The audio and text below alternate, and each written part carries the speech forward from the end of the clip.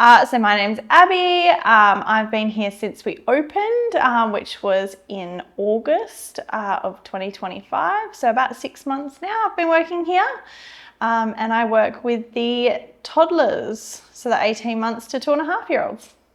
A lot of working with toddlers is trying to kind of talk them through behaviours and big emotions, and also keeping them busy with lots of entertaining activities. It's a constant go, go, go environment. A lot of our 2-year-olds, they're at one activity for a few minutes and then straight on to the next activity.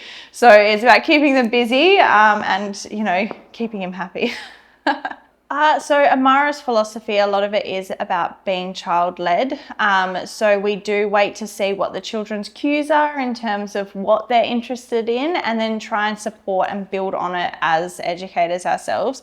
So at the moment, given the age group that I'm with, it is a lot of the children wanting to do a lot of sensory activities, being indoors and outdoors, and plenty of opportunities for a lot of gross motor kind of activities. So yeah, anything where they're running, jumping, climbing, and then just getting really dirty. I think the opposite of Amara's kind of philosophy would be a lot of structured activities throughout the day where the children don't get much choice, and the expectation that they will always be involved and want to be involved, whereas we don't kind of limit our children to having to do activities that they're not interested in.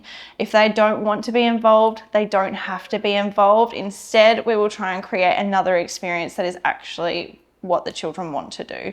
Not all activities go well. Sometimes we will put things out and the children have no interest whatsoever, which kind of breaks our hearts a little bit, but then we just kind of go with what they are wanting.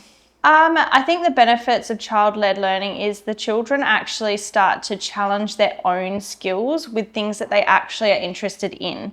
A lot of the times, if you put an experience in front of the children that they aren't interested in, they're very unlikely to actually challenge their own skills. So as long as they're interested in it and they can continue to build on the experience while they're doing it, they're constantly challenging their own ideas, their own kind of problem solving skills, and their own actual kind of experiences they're building on as well. So yeah. Yeah. So I've actually been in childcare since I was 17, so obviously not very long. Since I was 17, quite a few years. I've also got children of my own, so I've always kind of been around the childcare industry. Even when I wasn't working in childcare, I was working for a not-for-profit on the board, so I've kind of always been in the industry.